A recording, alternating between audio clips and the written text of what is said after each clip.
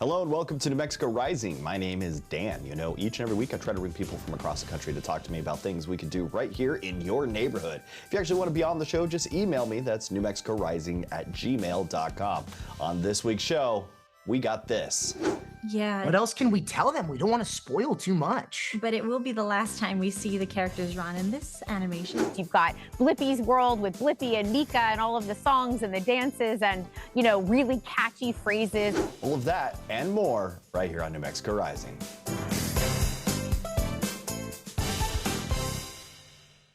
Fall's here and it's the perfect time to plan a getaway with cooler weather, fewer crowds, and great deals. You can snag some unique and affordable travel options. So joining us today with some tips on how to make the most out of the season is Emmy-nominated TV host and travel expert Rachel Rudwall. You may know her from Travel Channel's Epic Lists or HLN's Vacation Chasers.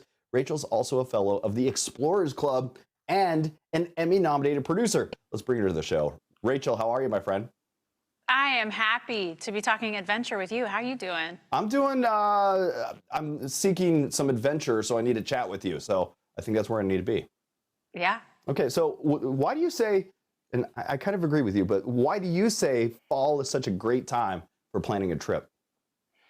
With my work as a TV host and a producer, I've been traveling the world for almost 20 years now in every season. Fall is my favorite because not only is it a bit cooler in the Northern Hemisphere and you have those beautiful fall colors, but it's also not peak season, which means it's cheaper and it's less crowded. So think secluded getaways, think fall foliage, which is why I'm here to share travel tips with you today. So what is your go-to tip for making sure any getaway is a success? Well, in the fall, you're obviously hoping to maybe uncover a new favorite destination or create new memories, but where you stay also matters. A go-to for me is the Trademark Collection by Wyndham. These one-of-a-kind hotels are in amazing destinations all over the world. Plus, there are a number of incredible properties and gaming destinations as a part of their partnership with Caesars Rewards. So think hotels with luxurious spas, dining, and world-class entertainment in vibrant cities like Las Vegas, where I was for work last week, or Atlantic City, or New Orleans. Best of all, you can earn Wyndham Rewards points on every stay to get you that much closer to your next free trip. To learn more, go to trademarkentertainment.com. All right, can you recommend a must-visit fall destination? I can. I'm originally from the Midwest, so really have a soft spot for Michigan. It is home to these two spectacular peninsulas that make it the best place to see fall colors and really savor fresh fall flavors. With 19 million acres of forest, Michigan offers brilliant oranges and yellows and reds each fall that make the perfect backdrop for a scenic drive or an outdoor adventure. And this season, Michigan's inviting travelers to slow down and immerse themselves in all of fall's splendor, whether that is uncovering hidden gems, immersing in local culture, or enjoying fresh produce straight from the farm. Plan your trip at michigan.org. All right, any advice for the families trying to plan some fall travel? Yes, I want you to have an adventure, but I don't want you to have to navigate the disruptions that come from traveling, whether that's jet lag or a lack of a routine. One of the must-pack items is Sleep Calm by Boron. This helps you prepare for jet lag and other sleep disruptions that can come from traveling.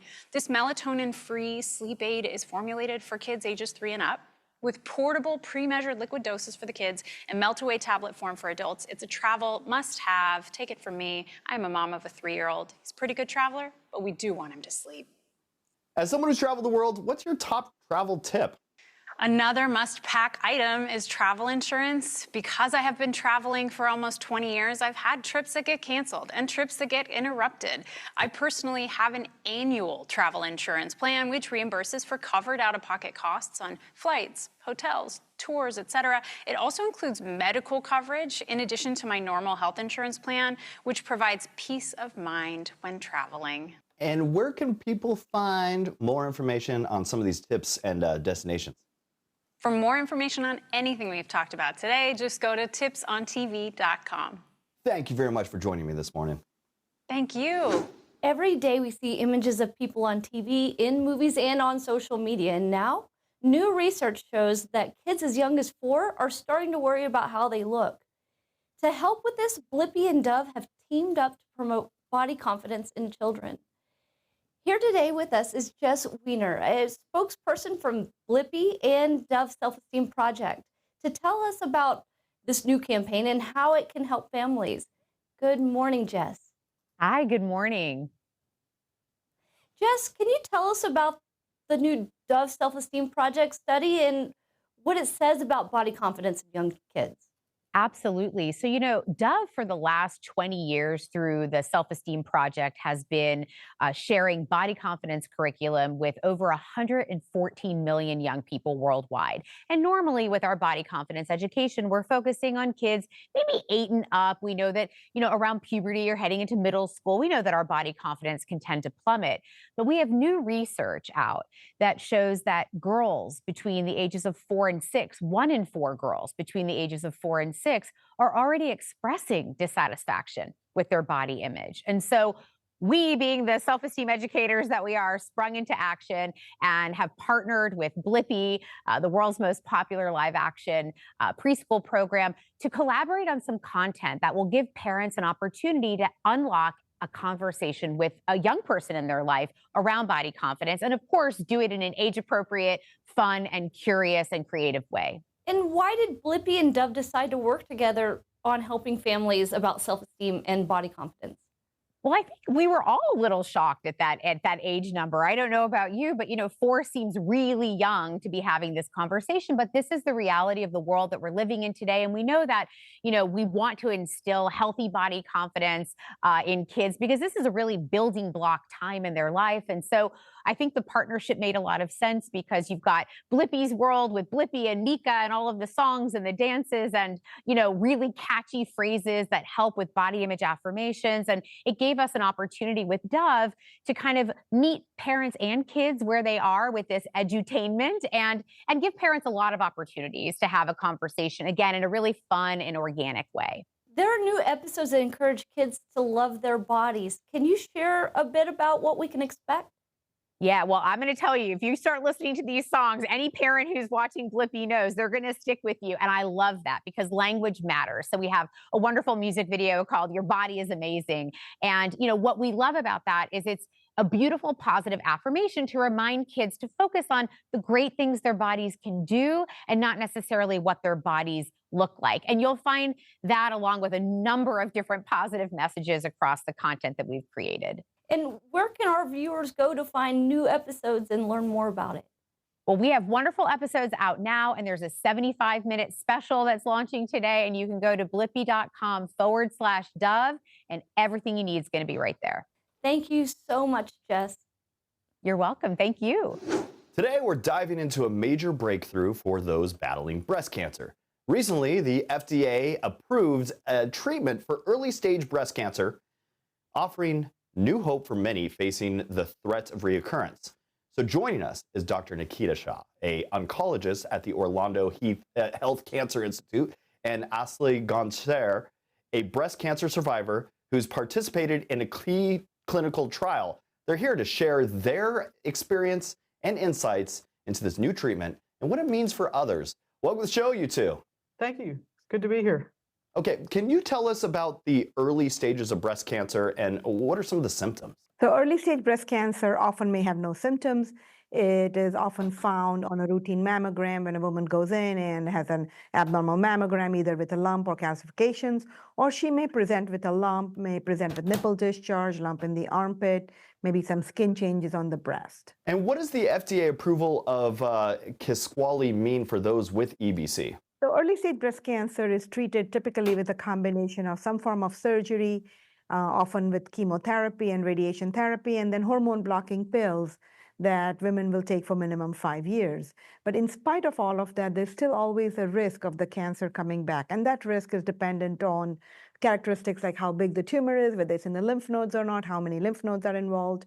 So in spite of everything we do, because of this risk of recurrence and knowing that if the cancer were to come back, there is no curative therapy, we do a lot of treatments up front to reduce the risk of this cancer coming back. And that's where a drug like Kisqali, with its recent approval, makes a huge impact, because what the Natalie clinical trial showed us was that women who also took Kisqali along with endocrine therapy had a 25% relative risk reduction in their cancer coming back. So that's a huge impact in reducing this risk of recurrence. And can you share us with your diagnosis with EBC? So my diagnosis was that I found a lump in my breast and then had a mammogram and some other diagnostic tests to determine that I did have cancer. And my general practitioner referred me to Dr. Shah and the Orlando Health team, at which case we went through. Luckily, I was with a good team of people that would answer all my questions, and went through and discussed what treatment options there were. And I did go through surgery, chemotherapy, as well as radiation therapy. And all of that, still, there was always that risk of reoccurrence. So after that point, Dr. Shah mentioned to me this drug trial that could help reduce that risk.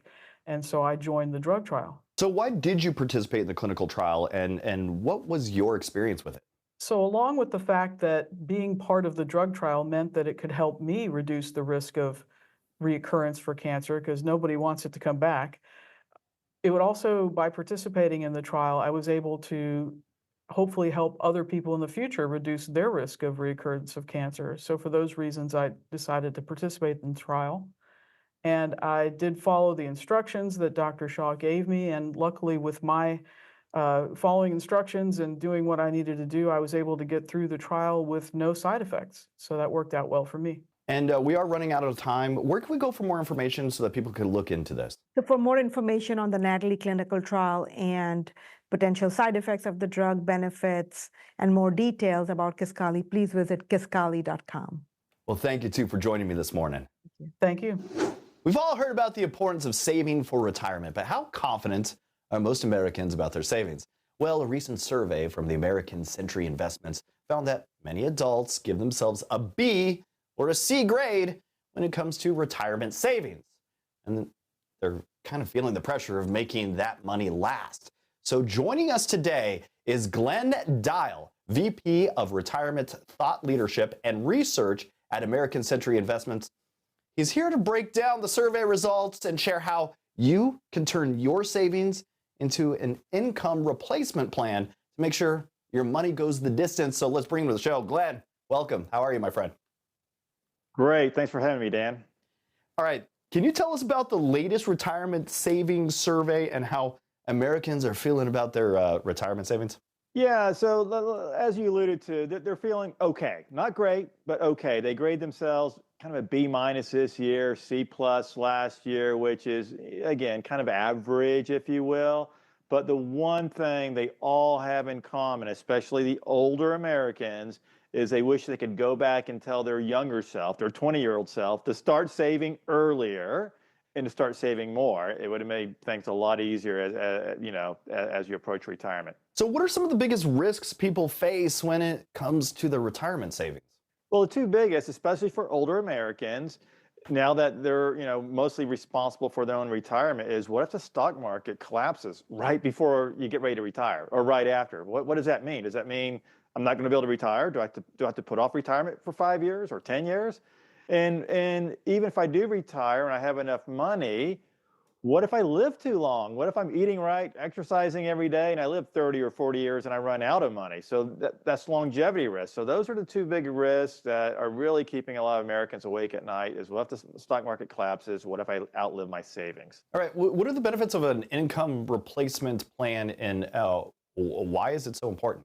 Yeah, I kind of call it going back to the future, meaning that, if you look at what our parents had, a traditional pension plan, they typically had a target income replacement rate of 75%, meaning when I retire, I want 75% of my income right before I retired when I was working, and when I include Social Security in my savings, about 75%. And most people think that's a pretty good number.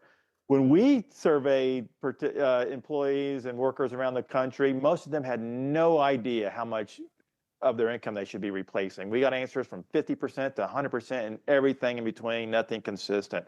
So first and foremost, take a step back, set that goal, put it in writing, then back in on how you're going to accomplish that income replacement goal. So how can someone start building their own income replacement plan for retirement?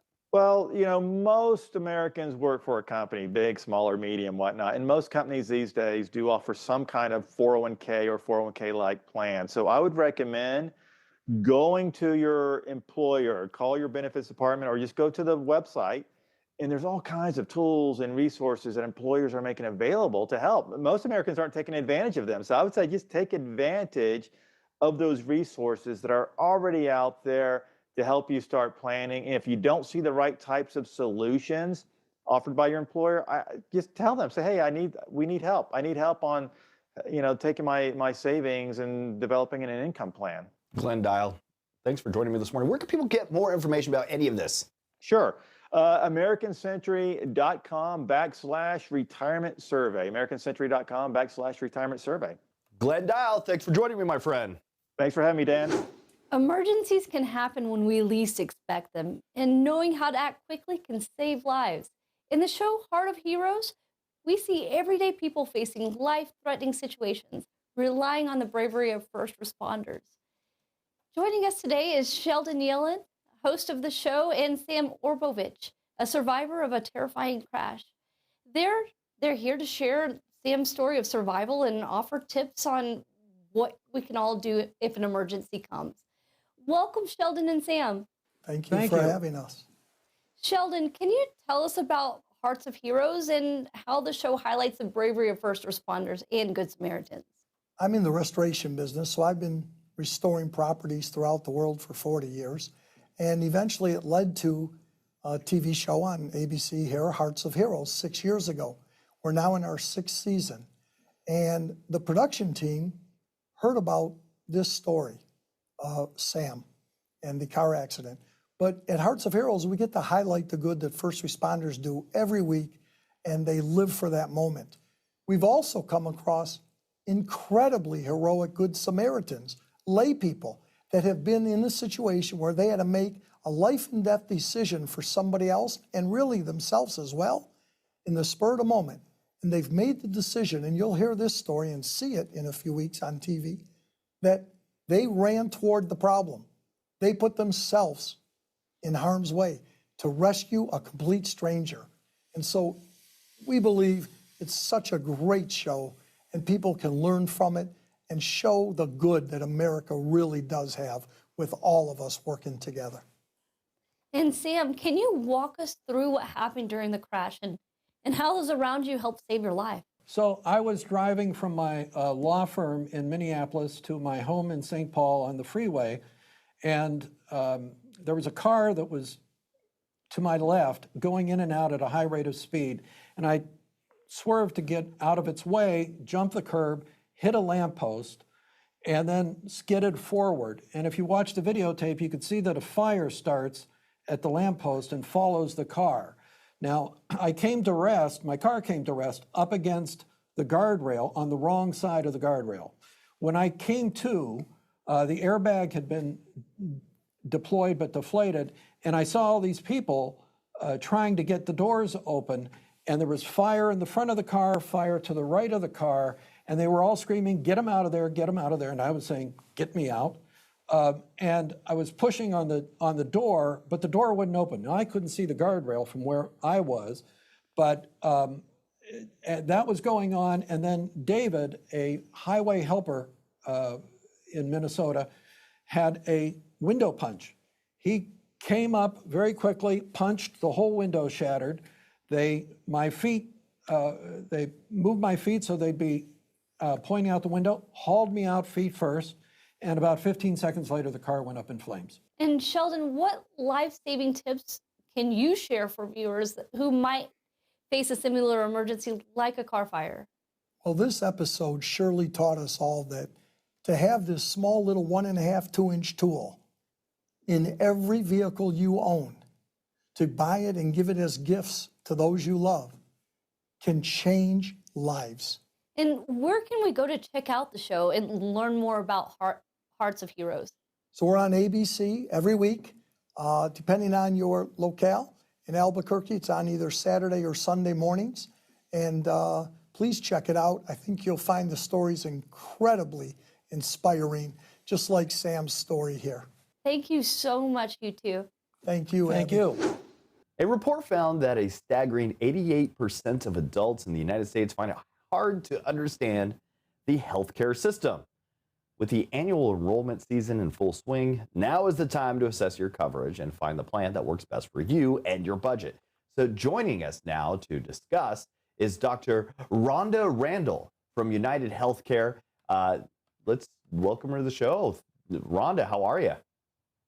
I'm well. Thank you for having me. Okay. What is and when is open enrollment? Open enrollment is that time of year when millions of Americans can choose their health care plan for next year. And it's a really good time now to assess what's going to work best for your budget and your particular health care needs. But it's important to note that open enrollment periods aren't the same for everyone. So there's some important dates that you're going to want to pay attention to depending on your situation. If you're one of the millions of Americans who get their health care coverage through an employer-sponsored plan, you're generally going to have a 2 to 3 week window between now and the end of the year. Pay attention for those communications to start coming from your employer so you're not waiting to the last minute. If you're a Medicare beneficiary, the Medicare annual enrollment period starts next week. It runs from October the 15th through December the 7th every year. And if you're shopping for an individual plan on the health insurance marketplace, your open enrollment period runs from November the 1st through January the 15th in most states. So what are some of the tips that help people pick the right health plan for next year? My best tip is don't wait to the last minute. Plan ahead. The second thing is what you mentioned earlier. These terms can be confusing: deductibles, premiums, copays, coinsurance. Websites like justplainclear.com and MedicareMadeClear.com can offer explanations and help you make a more informed decision. Recognize a lot can change in a year with your current plan, so assess if it's still meeting your needs and if anything is changing. Don't forget to check on specialty benefits. I'm talking about things like dental, vision, and hearing. For example, if you're a Medicare beneficiary, recognize that original Medicare generally doesn't cover those things, but many Medicare Advantage plans do. And check for mental health coverage. A lot of conversation recently around mental health and our behavioral health needs. Many plans are going to offer virtual options, and some of them will offer those virtual options at $0 copay. And cost tends to be top of mind for many of these days. Do you have any additional tips to help people find a plan that works pretty much for their budget? Yeah, sure thing. First, pay attention to more than just the monthly premium. That has a tendency to be the number that you look at the most, what's coming out of your paycheck or Social Security. But you're also going to want to look at things like your out-of-pocket costs, the areas that you might be responsible for, like meeting a deductible or what your copay or coinsurance might be. Next thing is make sure your doctor's in the plan's network. That can really help reduce your out-of-pocket costs to go to an in-network physician. Check that your medications are covered by the prescription drug list of the health plan, and that can change from year to year. So you're going to want to check on that if you take any medications on a regular basis. And look into wellness programs. You might have an opportunity to get rewarded for making healthy choices, like avoiding nicotine, exercising, filling out a health survey. And if you're a Medicare beneficiary, you might have access to a plan that has a gym membership at no additional cost. Dr. Rhonda Randall, thanks for all the information. Where can we go for more information if need be? You can get tips, resources, and information about plans in your area at uhcopenenrollment.com. Thanks for joining me this morning. Thank you. Be well. You ever wonder what it's like to juggle a secret identity and save Paris on a daily basis? So today we've got Christina V and Bryce Papenbrook. You know, the voices behind the heroes in Miraculous, Tales of Ladybug and Cat Noir. They're here to kind of give us a little inside scoop on the upcoming season, the latest Miraculous toys, and maybe some Halloween fun. Welcome to the show, you two. How are you? Hello. Doing great over here. Yeah. How you doing? I'm doing great. I'm a huge fan of the show. I've watched and I've watched many of the episodes in the past. So hearing your voices is just one of these things that I just really, really enjoy. So I'm kind of excited right now. I'm elated. Ladybug has become like an iconic character. What do you think has made her resonate so much with the fans? Oh man, just aside from being really, really cool, I think that people really love that she's a whole fleshed out character, and it's fun to watch her go on her journey. And it's so exciting. Not only is she discovering like love for the first time, but it's also her becoming this kind of guardian and this leader of all these superheroes. And she goes through some really, really tough issues, and you can't help but care and want to see how she's gonna pull through and save Paris and save herself, really. And I guess what are the fans in store for the upcoming Miraculous World London special? Can you give us a little teaser on that? Ooh, drama for sure. Mhm. I think this special is a perfect bridge between season 5 and season 6. It kind of launches us right into this new season. Yeah. Yeah, What else can we tell them? We don't want to spoil too much. but it will be the last time we see the characters Ron in this animation, because we're getting a brand new animation starting in season 6, and it really does lead up to that. Yes. I don't mind if you spoil things here. I know your bosses don't watch my show. I'm okay with that. For the new season, there's always some new toys. Is there any cool Miraculous merch and anything that you guys have been excited about? Oh, did you see that doll that like changes clothes? Oh, there's one that changes clothes. Yeah, like instant, like it's like super fast, That's quick change. that sounds fun. That's I awesome. wish I remember the name of it, but there's also the Eiffel Tower, the hero's playset, I believe it's called. Yeah. What have you yeah. seen lately? I There's actually saw always- that doll that does the quick change thing. It Yeah. reminds Oh, me you of have those it? You have magicians it? that change that. Yeah, it's really, really funny. I Yeah, it's know cool. exactly what you're talking about. I'm gonna have to go out and get one of those. Yeah, you got to get one. It's, Yeah. it's really good. It's my favorite toy, I think, from the show. All right, and talking about, I guess Halloween's right around the corner. There's gonna be a lot of Cat Noir costumes and Ladybug costumes. Any advice for fans dressing up? I know you're animated, but like, what are your suggestions to help them out? I'll give some advice for all the cat noirs out there. Just work on your cat puns. And if you think of great cat puns that aren't in the show, send them to me, because I try to sneak them in the show. I adjust the script because I just want as many cat puns as possible. I got one in, see? Possible. Hey! I was gonna say that was perfect, but Nice. Love it. Love Ladybug, it. what do you got? I think you really have to work on your poses. There's this one. You have to just make sure it's strong and powerful. And then there's also like throwing the yo-yo into the air. So as long as you got those poses down, you are set. You're ready to go.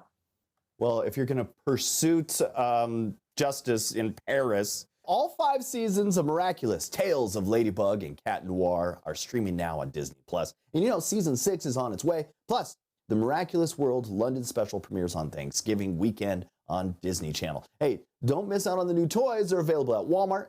So go to your local Walmart, Target. So you could also grab all of that Miraculous gear for your Halloween costume and a lot more. Thank you two for joining me this morning. Thanks for having us. This is awesome. Thanks, Dan. And that's it for New Mexico Rising. I want to thank you for tuning in and checking out the show. If you ever want to be on the show, just email me. That's newmexicorising@gmail.com. Follow us on Facebook, Instagram. Just look up New Mexico Rising Television. Go to our website, newmexicorising.com, or follow us on YouTube. That's @NM Rising, so you can keep up with the latest shows, episodes, and see something that you missed. So until next week, that was New Mexico Rising.